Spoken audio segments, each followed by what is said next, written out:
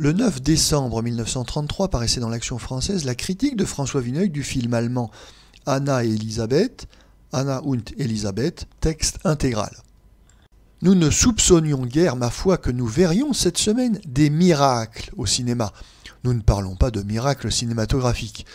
Pourtant, Anna, la petite héroïne du film allemand de M. Wiesbach, fait des miracles, ou tout au moins, elle en a bien l'air. Anna est une fille de paysan, son frère cadet vient de mourir, en tout cas le médecin le tient pour mort, et on lui a fait sa dernière toilette. Mais Anna s'agenouille, prie, et l'enfant rouvre les yeux.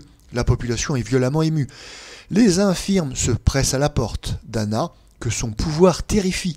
Elle guérit encore, malgré elle, 2 paralytiques. Il faut que les autorités ecclésiastiques interviennent pour prêcher le sang-froid et organiser une quête. Rien n'interdit que l'écran matérialise ces troublantes histoires, ce passage soudain sur les hommes d'une puissance inconnue ou surnaturelle. Il y a là, sans aller plus loin, un indubitable élément de poésie que le cinéma peut s'assimiler. L'écran devrait pouvoir faire bon ménage avec l'incroyable, l'inouï. Toutefois, que l'on préfère en général dans les studios les drames ou les comédies à 3 personnages, que l'on y redoute beaucoup les sujets mystérieux, cela se conçoit, se défend assez bien.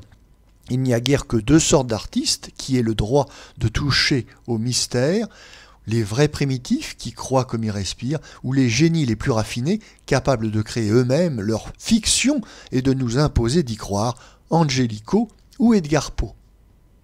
Le cinéma n'est pas prêt de posséder l'un ou l'autre. Le fantastique, l'étrange y sont en principe les sujets idéaux, en fait, les plus dangereux. Les auteurs d'Anna et Elisabeth ne l'ignoraient pas. Ayant eu la hardiesse d'un départ peu commun, ils ont adopté pour le développement les moyens termes, qui sont en l'occurrence la pire des solutions. Ce sera toujours pour nous le même motif de surprise que la légèreté avec laquelle les hommes de cinéma, ayant fait le point, concluent que tout est contre eux, se lancent néanmoins dans l'aventure pour buter ridiculement à chaque pas. Le scénario est destiné à toucher les âmes croyantes, mais en ménageant cependant quelques arguments aux scientistes.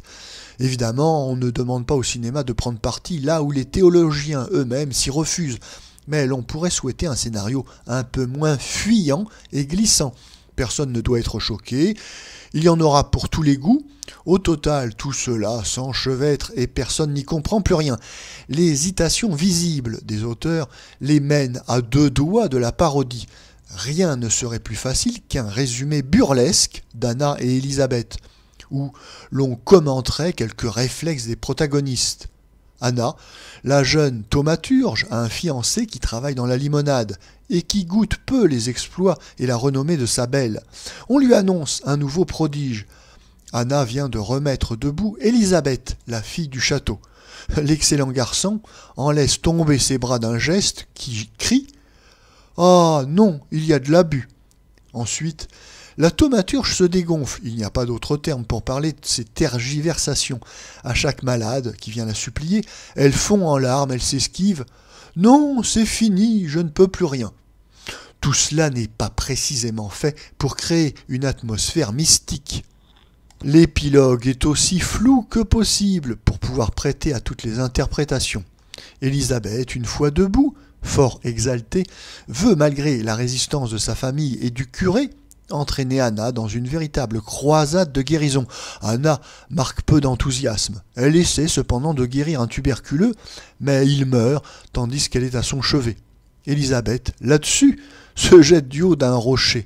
En mourant, elle dit à Anna « J'ai eu tort, sois gaie, sois heureuse, maintenant je comprends. » Ça ne paraît pas être l'avis des spectateurs.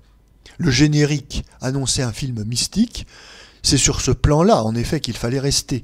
Mais le mysticisme, mot trop à la mode, ne sert plus ici qu'à excuser l'obscurité et l'amphigourie. À quoi bon choisir des sujets exceptionnels si on se refuse à les traiter ? Pour la réalisation, le film est évidemment soigné. La photographie retrouve une délicatesse des nuances presque entièrement supprimée depuis 5 ans par les améliorations des objectifs, des pellicules qui nous valent ces images d'un brillant uniforme, papillotante, dans un éclairage de devanture à la mode dont l'opérette et les films Paramount ont fait une telle consommation. À chaque instant, l'on a des preuves de cette conscience dans le travail que nous ne sommes plus en droit de dédaigner. Mais Premier détail, pour rendre plus plausible l'effervescence de la population, on a situé la scène en Italie. Il y a malheureusement un contraste agaçant entre les paysages lumineux, entre quelques figurants, et les physionomies germaniques des acteurs, leur débit d'une lenteur plus intolérable que dans n'importe quel autre film, les décors de studio où l'on étouffe, comme dans l'ancien style expressionniste. Considérons d'autre part le découpage scène par scène. Le sujet a beau être le plus singulier du monde, il se décompose en éléments interchangeables que l'on retrouvera aussi bien dans un vaudeville militaire qu'une fresque biblique. Les personnages ouvrent et ferment des portes à chaque instant. Ils se querellent en répliques insignifiantes par petits groupes de 2 ou de 3. Le spectateur fait en quelque sorte une série de visites qui ne lui apprennent jamais grand-chose. À la fin, les héros se poursuivent à travers les rues et les champs, comme dans tous les films où un primaire entend créer du mouvement. C'est une faiblesse de vocabulaire analogue à celle de quelques plumitifs qui entreprendraient l'histoire de la Réforme ou de Louis XIV avec le style des chiens écrasés. À l'énorme et absurde Quo Vadis de Sienkiewicz, aux grandes tartines religieuses des frigides élèves d'Ingres, les gens de goût préféreront toujours 20 lignes de Courteline ou 2 pommes de Cézanne. Un film tel qu'Anna et Elisabeth nous prouve d'ailleurs que le cinéma, qui aurait tant à apprendre, puisqu'il en est encore à sa puberté, se trouve aujourd'hui dans une impasse. Depuis 3 ans, s'il n'a cessé de se perfectionner matériellement, il n'a pas acquis un seul moyen d'expression nouveau. Au temps du cinéma suédois, par exemple, qui traita des sujets assez voisins, Anna et Elisabeth eût certainement été l'occasion de quelques images où l'on se fût efforcé d'approcher de l'inexprimable. La grande attraction du film, et probablement son prétexte, c'est la présence des 2 principales héroïnes des jeunes filles en uniforme, Ertatil, Manuela, et Dorothea Wick, mademoiselle de Bernburg. La petite Ertatil a quelques expressions vraiment poignantes de gamine fort troublée par le pouvoir prodigieux qui lui échoua. La création de mademoiselle Dorothea Wick est plus inégale. On abuse manifestement de son profil, dont l'émouvante et hautaine pureté est le thème 30 ou 40 fois repris du spectacle. L'étrange beauté de mademoiselle Dorothea Wick, beaucoup plus noble que celle de mademoiselle Brigitte Helm, mériterait un hommage moins maladroit.